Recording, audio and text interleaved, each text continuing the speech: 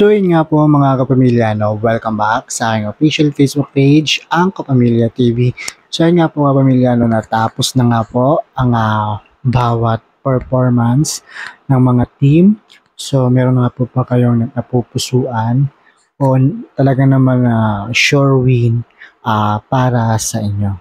Yung performance na talagang panalong panalo sa napanood ninyong performance. So ako I think ang gusto kong ang pasok sa top 3 ko ay si Kim Chu, yung kay Meme Vice at yung kay Jong naman na sobrang ganda rin ng message nung kay Meme Vice. At nung kay Buwis Buhay, yung kay Kim Chu. Talaga nga naman pinakita niya yung galing niya.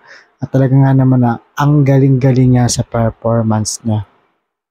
At tapos dito sa last, yung kay Jong Hilario, na talaga naman napaganda ng message. So nandun nga mental health, anxiety at depression is not a joke. Talaga na talagang kahit sino tinatamaan ng mental health issue. Kahit ako, past few days lang talagang tinamaan din ako niyan.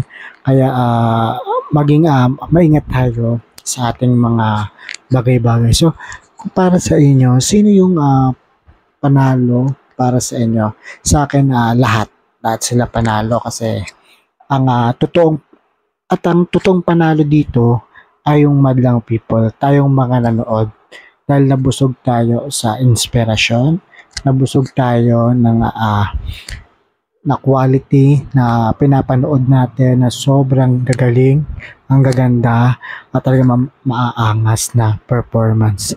Pero kung may talagang gusto ninyo yung bet ninyo kung sinong manalo, comment lang yan sa comment section kung sino yung talagang gusto ninyong mag number 1.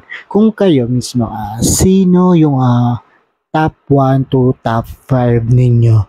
So, ang top pero ang akin lang ay top 3. So, ayun na nga si Jong, si Kim, at si Meme Vice. So, ayun nga po ang aking top 3.